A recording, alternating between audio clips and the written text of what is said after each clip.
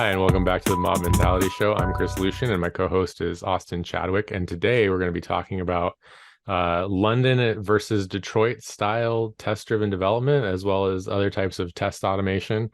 So we'll just get right into it. Austin, what are your thoughts? Yeah, this is a really rich topic. So, I'm excited to go maybe multiple different ways on this one. But yeah, I think it's rich in regards to just the test-driven development community and test automation community as well. But I also think, as we talked about before, it's like mob programming and TDD are kind of like peanut butter and jelly. So they go really well together if you like peanut butter and jelly sandwiches. And so I think, yeah, this is really rich. I think maybe what I'll start off with is my understanding, which might be a very bad understanding of London style TDD versus a more Chicago, or some people call it Detroit style test-driven development. And I think it's relevant because when you're mob programming or even pairing or working with others in the team, you'll see the different styles come up.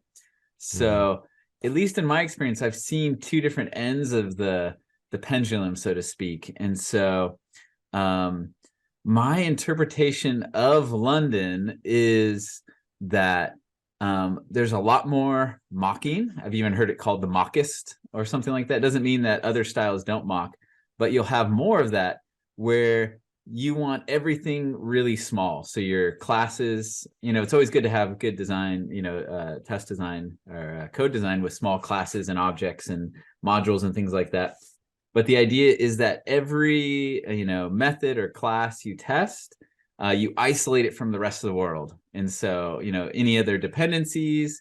And so you're only, testing this one little thing and that's it. And often, since you're doing that, it means that if you're going to make a design change, you're going to change the test. Like the test will drive the design change because you have to change the mocks. Like, oh, this module is now going to interact with this module, or this module is going to get split in two, and these features are going to move, or these methods are going to move from this class to this class. So you write the test to first, fail by saying, oh, I expect these methods to be over here, things like that. So that's kind of on one end of the spectrum. And then on the other end of the spectrum, there are still mocks in Chicago and Detroit and TDD. And there's even those who say, get rid of all mocks, which is maybe an interesting side discussion for later. But the idea is that as much as you can, you try to limit the mocking, and you're only mocking certain things. For example, like the edge of the system. So if you're writing code, let's just say that's buying and selling things on a website, right? Interactions with like a third party, credit card transaction thing, right? Like that's someone else's code. You don't want to, if you want your tests to be fast and have good quick feedback, you don't literally want to wire money or do a transaction, right? So you'll mock the edge of the system. You'll mock things that aren't your code. Or in rare cases, you'll mock your own code when it's just too much to handle and understand at once. So that's kind of where I'm at to at least get the discussion started. What is that trigger for your thinking there, Chris? Yeah. Well, so I agree. I think that it's not so much the size that maybe the small thing I could argue with a little bit is that I feel like in London, it's not necessarily that what you're building is small that's under test. It's just that, like you said, it's isolated, and everything external to the class even is going to get mocked, or any external dependencies to the function that you're testing if you're doing functional. And Detroit is kind of like a integration test, but mocking the edges, or doing full integration tests. I think is the step beyond that. I do think that I like the fast running. I like not going out to the file system, and I like not going out to the web. And when I say that, it doesn't necessarily need to be small inside London. Things could be larger under test, but they're part of that internal system and has no external dependencies. So it's pretty rare. But I see it actually cause not conflict on mobs, but just, strong differing opinions, I guess. Um, and I think a lot of it, you know, in my mind, what I think I've observed while mob programming is that London style TDD is it disincentivizes, I think, changing the architecture, meaning that if you refactor a single class, or change the way that it's used, and it to the point where it's not a safe refactoring, or an automated refactoring, then you're basically now lined up for kind of some shotgun surgery, right? You're the anti-pattern shotgun surgery, which is going in and modifying many files.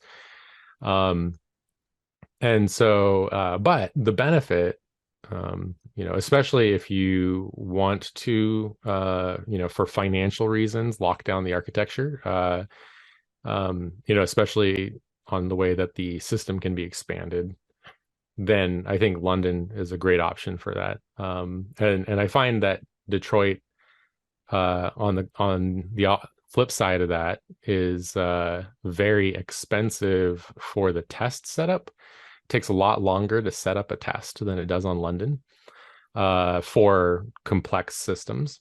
But doing a low level refactoring can be done without changing any of the tests. And so, I find that, so I think that a lot of teams that end up having to refactor architecture that have done London throughout the project can experience a lot of pain. And conversely, I think that projects that don't, that have a lot of risk to modifying architecture, experience quite a bit of pain from Detroit as well. So like there's, I think, just trade-offs in my mind. But yeah, I think it's been a point of contention, and I've seen it. And we have projects that were written purely in London, and some that were written in Detroit. And there's kind of like this like when in Rome mentality. Like if you go onto a project that you've never been on, and it's like, oh, hey, this was written in London, I'm just going to keep writing London tests. So that's also been a pretty interesting thing. Yeah. And I think I like how you're talking about pros and cons, because often these A versus B, or there's like a pendulum type thing.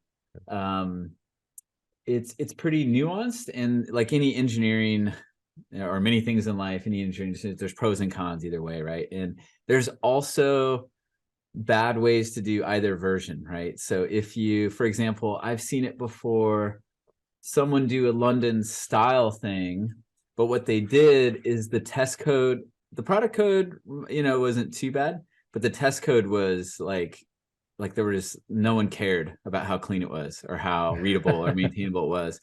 So it was almost like a double whammy. So since London couples to the design, when you change the design, so in Chicago or Detroit, when you refactor the design, like move stuff around, you don't change the test at all, because it's, the big difference is you're kind of testing the behavior more. You're not really testing the design. So the behavior hasn't changed, so that you don't need to change the test. But with London, since it is coupled to the design, and then on top of it, the tests are hard to change because they weren't written well. The pain is like Amplified. Yeah, it's like almost exponentially painful. And also I've seen too is that if you use London to test drive a bad design.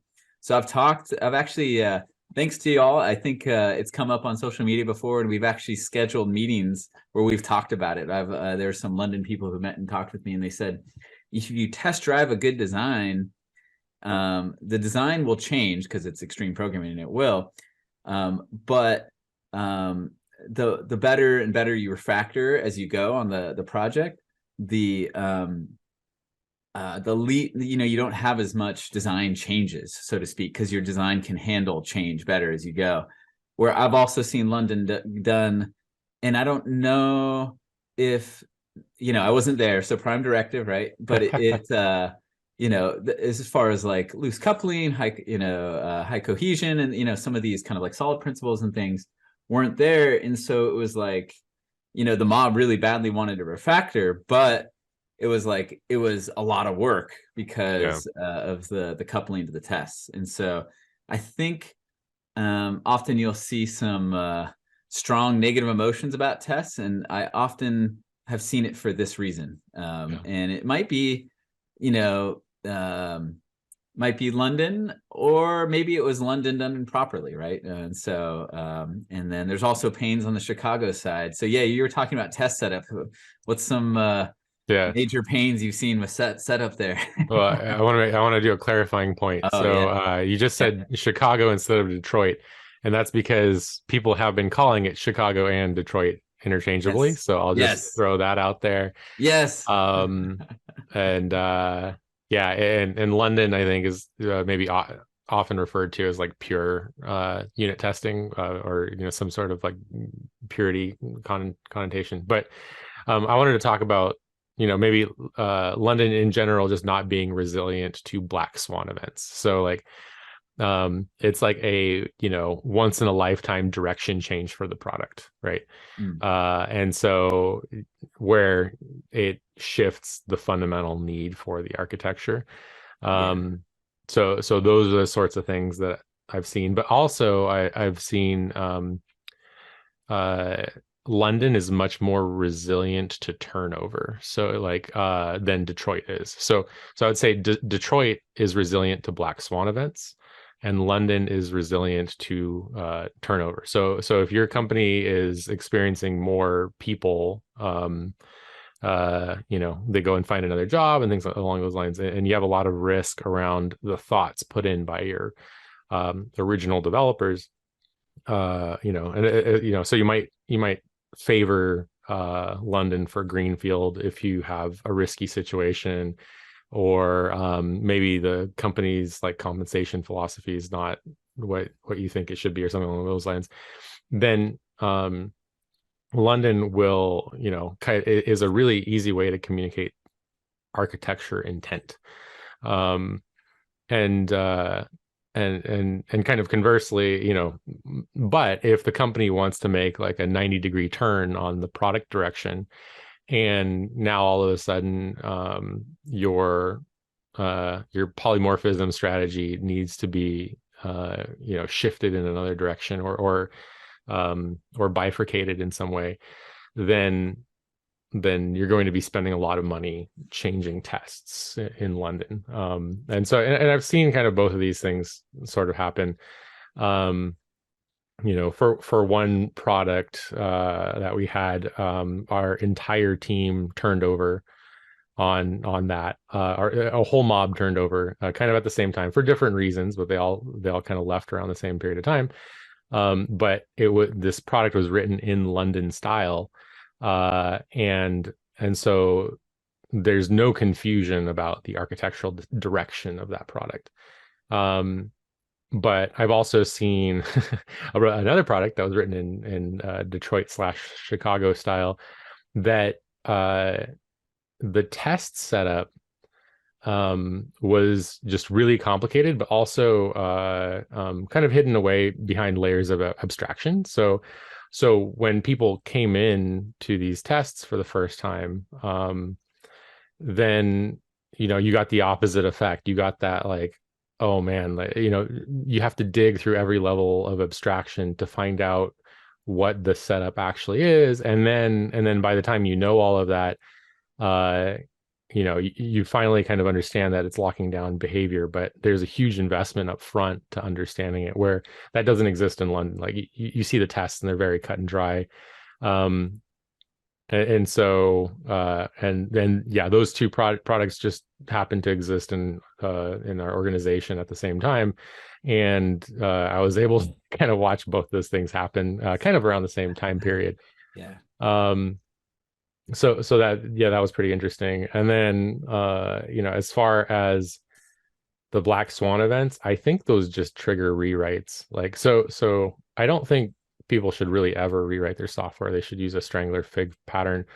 But I think companies end up justifying rewrites of their products because the original architecture is just no longer sustainable, and it feels so slow to develop anything new.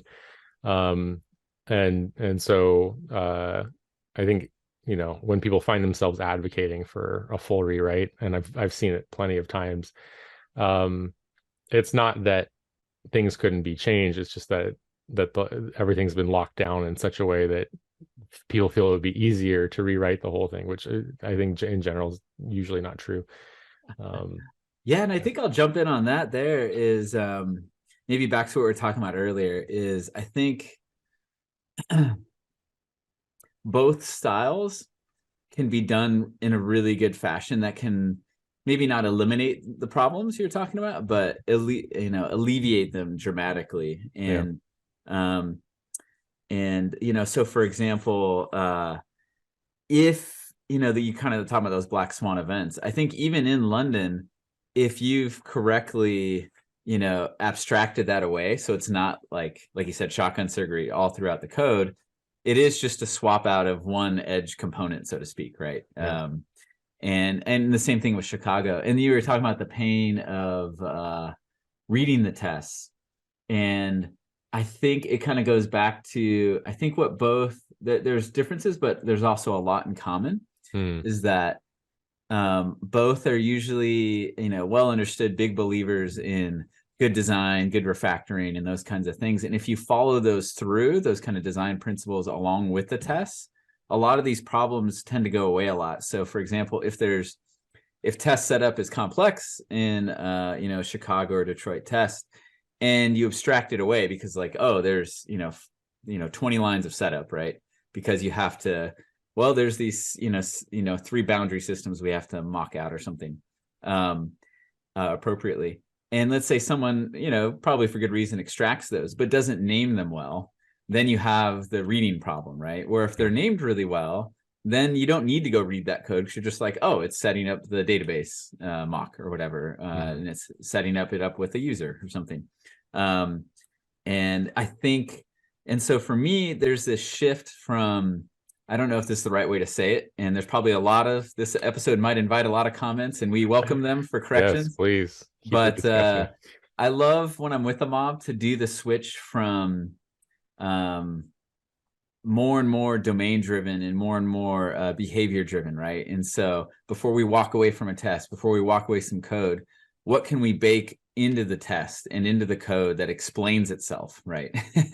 So what behavior, make sure that's in the test title, right? And then any names of methods and things and variables. And if you do that, you can pretty quickly take something from, so to speak, TDD to BDD, where the behavior is in there pretty quickly. But without that, again, if the test code's pretty dirty, you're going to experience these pains of either test style pretty bad. So maybe a way I can rephrase it, because I've actually seen this with software developers coming into an XP environment that no one had to convince them to do XP. So you have the veteran programmer that has been in the trenches and then discovered XP as a way to solve their problems, and then you have the fresh out of college programmer that came into an environment and is just doing XP because they were told to do XP. And what I've seen is that veteran programmer had to trudge their way through solid, grasp, understanding unit testing for the first time, naming and stages of naming stuff. And so there's this whole road that they traveled. And so I think what you end up getting with new developers in an XP environment for the first time is they don't know solid, they don't know grasp, they don't know functional paradigms, they don't know design patterns, they don't. And so what you get is, so it's is it the TDD is not the destination. It's not about the destination. It's about the journey almost. And so you could have either London or Detroit style tests, but if you do the opposite of solid and grasp, if it's just tightly coupled and not cohesive, then that thing is going to be impossible to work with anyway, regardless if it's tested or not. And so maybe there's just a need for maybe a focus on fundamentals, because I think you're right. If people are doing cohesion, coupling, design patterns, naming well, then London or Detroit will be a delight to work in. Right. Yeah. It doesn't, I think either one will be a fun code base to work in, but maybe the pains we're talking about is not necessarily the style testing, but maybe leapfrogging parts of the journey. Hmm. Um, Yeah. Yeah, exactly. And I think that's why for me, the more I've experienced, the more I've seen it. And maybe we'll jump into practically how you handle this in a team or an ensemble here in a minute. But I think for me, I like the analogy. I'll link it in the chat in the show notes. Is a video? I think it what was it? TDD. Where did it all go wrong or something like that? And what I liked the analogy he used was a car shifter, right? So a manual car where you shift gears, right? And so I think even each style done to its best, there are certain contexts, as you were talking about. You've mentioned some of them, where it's better to use one style or the other. So it's always good to ask the team or mob what fits what we're currently trying to do. So for example, um, a time when London for me is without a doubt the best thing to do is when I'm coming into a code base. Let's say it's a 15-year-old code base. Maybe it has some tests, maybe it doesn't. And there's just code, maybe spaghetti code everywhere. You know what I mean? And so I would love to have a tight feedback loop so I don't have to manually test this gigantic ancient system. And to get to set up tests along the edge of the system or mock out the edges in like a proper, Detroit or London style would be a huge amount of effort, to figure all that out. And there are shortcuts and ways to, tools and things to do it. But for me, that's like a perfect place to just be like, okay, what are we going to change? Let's isolate that little piece with safe refactorings, unit test it, have fast feedback, and then unit test its integration with the rest of the system.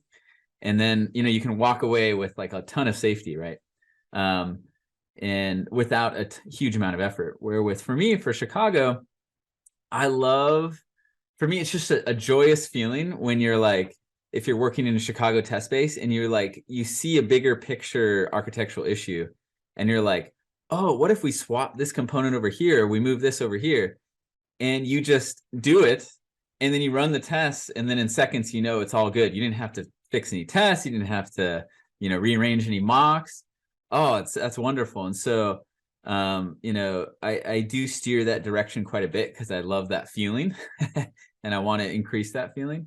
But usually you can pull that off more when let's say like it was a greenfield, system done TDD from the start, and knowledge is high in the mob of how the system works, then it's easier to go that path. I don't know. Where do you usually shift gears? In what context? yeah, a lot of the time I'm in that kind of, the when in Rome mentality. Like I'm like, oh, I'm going Yes. to match whatever was there, at least until I have like a greater understanding. But Yeah. I greatly prefer Detroit for that same reason. Just refactoring quickly without Yeah. worrying about architectural details. Um, and so I'll typically, if I will advocate for Detroit always, but I think the assumption there again is that solid grasp, design patterns, Gang of Four or head first design patterns, refactoring the patterns, Kirievsky book, like all that when I argue for Detroit, I'm assuming those things Yeah. a lot of the Yeah. time, right? Uh, I think that a place that I would use London is in a highly volatile environment. And regarding either personnel or other, just trying to or maybe in situations where you're switching projects often and you might not be on the same product for a long time when you're working Yeah. with it, especially if you're like bouncing between styles and stuff, Yeah. or languages. So those are kind of the areas where I might make those switches. But for a long-term kind of like highly dynamic product that that relies on the interoperability of multiple design patterns, I think that Detroit is my favorite. Oh, cool. Right on, right on. Oh, that's good stuff. Yeah, and yeah, that's cool. And then maybe maybe we'll turn practical before we close. You join an ensemble, you've been in an ensemble, and you see the differing opinions come out, like someone wants to mock the world, maybe, I'll just go extreme, mock the world and isolate and, test drive design. And someone else is like, no, like, let's expand, the boundaries here and, do more integration, but all in memory, but do more integration. How do you typically respond in those type situations? Yeah, well, so for me, I will put in my 2 cents, right? But that Yeah. has nothing to do with the decision. Like if those two people are like hard set on it and there's an impasse, I I I just say let's flip a coin and go with it. Um, because in the end, like, those things can change one way or another, but that coin flip can make a decision. You can start moving forward and you'll learn more about the scenario, and that'll provide fuel for future retrospectives. So, like, for Yeah. me, I want to move forward quickly, and so I incorporate a lot of randomness into things like that. Or if that's assuming equal perceived skill level of the people involved. Mm-hmm.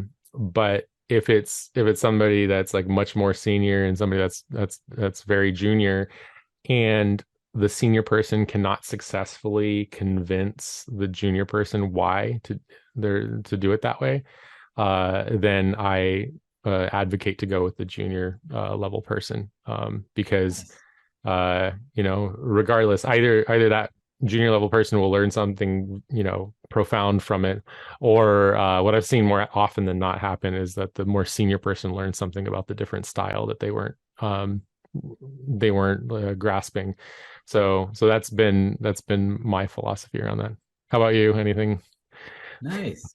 Yeah, and I think it'll go back to principles we've talked about in other episodes, like the uh, favor the least privileged voice, right? And then for me, the archivist helps a lot in this scenario, because often, or at least sometimes in a mob, there isn't an understanding of any of this, right? And so they'll be like, well, what would it mean to test it this way versus, or they just start writing the test one way, and then I might let them finish and I'll just be like, oh, that was a great test, have you heard of doing it this other style, and they're like, well, what would that even mean? And then we'll get out on the whiteboard and start drawing, like, oh, I see that when you wrote this test you put the mock here, and I see that you isolated, or you did this or that. And then what I've usually seen is it's almost like you'll see the learning as we work on production items, is that Yeah. you'll see like, oh, they did that one more London style, and then they did the next feature more Detroit style or Chicago style, and then they retrospected, and then they kind of solidified on a blend of the two, or they went all Chicago for like 3 months straight, and then you see them refactoring as you go. But like almost with all engineering teams or mobbing or ensembling, when the team is has autonomy to try each style and figure out what Yeah. works in that context, usually the team starts to find their way, Yep. experientially. So yeah. So I totally agree. I think the worst situation you can be in is everybody doesn't have an opinion at all. So often I will just find myself recommending that people form an opinion between the two, right? So if you're like, I don't know, which, so I'm like, I want you to have an understanding of what you prefer in which situation, because if not, um then we can't even have the discussion. Like we can't put our collective input in on this, and it's just like one person making that decision. And so the worst spot to be is to not have an opinion between the two for each situation you're in currently. Yeah, and I think also we were talking about in the previous episode is have the long game in mind for this, right? Like if you have a preferred style and you believe in it passionately, you might have to let that go for a little bit to let the team experiment, and that's fine. And also the long game sometimes might take quite a while, but also can be quite satisfying. So I remember I was in on Ensemble where I was like the minority weird opinion on the subject, and I just kind of went with it for a while. And I think they let me experiment a little bit on doing a different style, and we did a feature or two that way. And there were some people in the mob who just kind of nodded and like they didn't seem very interested or whatever. But then I think it was a year later, they're in a code base and experiencing all kinds of problems. And they're like, I don't remember what you were saying or what you were doing, but can you come over and show us that other style? Because I think it works. You know what I mean? And so it might take months or years of experience for someone to see the benefit of one of the styles, you know? And so it might be, you might feel like you're speaking into the vacuum, but you're not often. So yeah, don't give up hope. Yeah. So cool. Anything else before we close this one out, Chris? Yeah, I just want to make sure that everybody remembers to go red, then go green, and then refactor. Oh, wow. For those in the podcast, Chris, who can't see the video, Chris just dramatically switched the lights in his background to match those different phases. So, yeah. What would be fantastic, Chris, is next time we mob, every time we are in one of those phases, you need to change your background. So I think we'll have to automate that one. Oh, wow. That sounds like a good learning time project. Yeah. Wire up Chris's lights to the status of the test at that moment. So yeah. Right or anytime your build server goes red, just yeah, information radiators, perfect. Right on. Well, yeah, thanks everyone for listening. We'd love to, we know this is a rich topic with a lot of nuance, and we probably said something wrong, so we welcome your feedback on correcting us or sharing your experiences and insights. And so reach out on comments on YouTube, LinkedIn, Twitter, and more. And until next time, mob and test well, and have a good one, everybody. Bye. Bye, everyone.